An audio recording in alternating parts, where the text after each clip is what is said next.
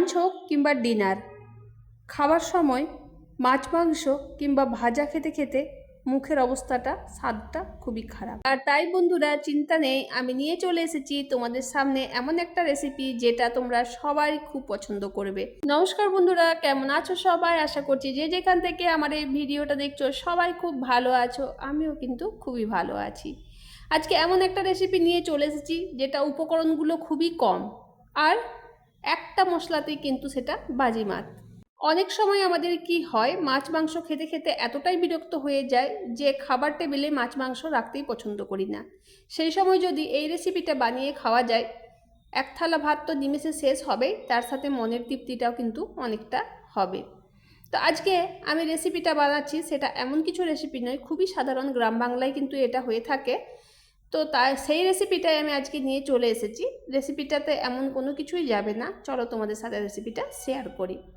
রেসিপির জন্য প্রথমে একটা মশলা বানিয়ে নিয়েছি, কিচ্ছু না, 1 চামচ জিরে, গোটা জিরেটা দিয়েছি, 2টো শুকনো লঙ্কা দিয়েছি, ঝালটা তোমাদের পরিমাণ অনুযায়ী দেবে কিন্তু। ভেজে নিয়েছি, ওটা একটা ভাজা গুঁড়ো হবে। তারপরে এখানে দেখো কড়াই বসিয়ে দিয়েছি। যদি কারোর বাড়িতে বড়ি না থাকে, এখানে কিন্তু একটা টিপস দেওয়ার আছে, বড়ি যদি কারোর বাড়িতে না থাকে, বড়ি তো আমরা সবাই খেতে ভালোবাসি, তাহলে কিন্তু তেলের মধ্যে যদি 1 চামচ বিউলির ডাল ফোড়ঙে দিয়ে দেওয়া হয়, তাহলে সেই স্বাদটা কিন্তু চলে আসে বিউলির ডালের ফোড়ং দেওয়াতে। তো বন্ধুরা, আমি 1 চামচ বিউলির ডাল দিয়েছি এখানে, আর বাড়িতে বড়ি আছে তার সত্ত্বেও কিন্তু আমি এখানে বিউলির ডাল দিয়ে আজকে রেসিপিটা বানাচ্ছি। 1 চামচ বিউলির ডাল, আর ওখানে দিয়েছি 1 চামচ মতো 5 ফোড়ন। 2টো মশলা ভালো করে ফুটে উঠলে দিয়ে দিয়েছি কুমড়োগুলো দিয়ে কিছুক্ষণ নেড়ে চেড়ে তারপর দিয়ে দিলাম গাটি কচুগুলো। তারপরে 1 চামচ দিয়েছি লবণ, 1 চামচ দিয়েছি হলুদ, আর দিয়েছি হাফ চা চামচ মতো চিনি। সব মশলাগুলো দিয়ে খুব ভালো করে এখানে মিশিয়ে নিয়েছি। সামান্য একটু কষে এখানে জল দিয়ে দিয়েছি 2 গ্লাস মতো, যাতে গাটি কচুটা সেদ্ধ হয়ে যায়। 5 মিনিট পর ঢাকা খুলে তোমাদের সাথে শেয়ার করছি। দেখো আমার কুমড়োটা কিন্তু এখানে খুব ভালো করে সেদ্ধ হয়ে গেছে, আর সাথে সাথে এখানে কচুটাও কিন্তু সেদ্ধ হয়ে গেছে।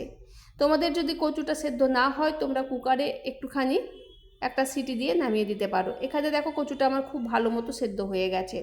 তো বন্ধুরা, আমার আজকের এই রেসিপিটা তোমাদের কেমন লাগছে অতি অবশ্যই কমেন্টে জানাবে। খুবই সাধারণ একটা রেসিপি, বাড়িতে খুব কম উপকরণ দিয়ে এটা বানানো যায়, কিন্তু খেতে দুর্দান্ত স্বাদ। মুখের স্বাদ যদি না থাকে, তাহলে কিন্তু এই রেসিপিটাতে মুখের স্বাদ ফিরিয়ে আনে। তোমরা অবশ্য একবার হলেও কিন্তু বাড়িতে এই রেসিপিটা ট্রাই করো। আর হ্যাঁ বন্ধুরা, এই রেসিপিটাতে একটুখানি পুঁই শাকও তোমরা কিন্তু অ্যাড করতে পারো। আমি কিন্তু এখানে দিইনি, খুবই কম উপকরণে আমি দেখাচ্ছি বলে রেসিপিটা আমি এখানে আর কোনো কিছু ব্যবহার করিনি। পুঁই শাক না দিলেও এই রেসিপিটা কিন্তু দুর্দান্ত স্বাদের হয়।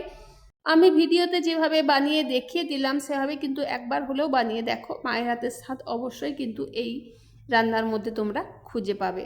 তো আজকের আমার এই রেসিপিটা কেমন লাগলো, নতুন বন্ধুদেরকে জানাচ্ছি অনেক অনেক অভিনন্দন। আমার এই চ্যানেলে পুরনো বন্ধুরা যারা আমার সাথে জুড়ে আছো, তাদেরকে অনেক অনেক ভালোবাসা। আর এরকমই আরও ভালো ভালো রেসিপি পেতে চ্যানেলটা অবশ্যই সাবস্ক্রাইব করে রেখো, পাশে থাকা বেল আইকনটি প্রেস করে রাখো, যাতে যখনই আমি কোনো নতুন ভিডিও ছাড়বো সবার প্রথমে তোমাদের কাছে চলে আসবে। বন্ধুরা, রান্না করতে গেলে সবসময় কিন্তু বেশি মশলার প্রয়োজন পড়ে না, একটুখানি ভালোবাসা আর কিছু বেসিক মশলা দিয়েই কিন্তু রান্না খুব ভালো করা যায়। আমার এই রেসিপিটা যদি তোমরা এইভাবে বাড়িতে বানিয়ে থাকো, তাহলে অবশ্যই জানতে পারবে যে আমার কথাটা ঠিক না ভুল। তো চলো বন্ধুরা, আজকের ভিডিওটা আমার এই পর্যন্তই। দেখা হচ্ছে তোমাদের সাথে আবার কোনো নতুন ভিডিও নিয়ে। ততক্ষণের জন্য তোমরা সবাই ভালো থেকো, সুস্থ থেকো। টাটা, বাই বাই বন্ধুরা।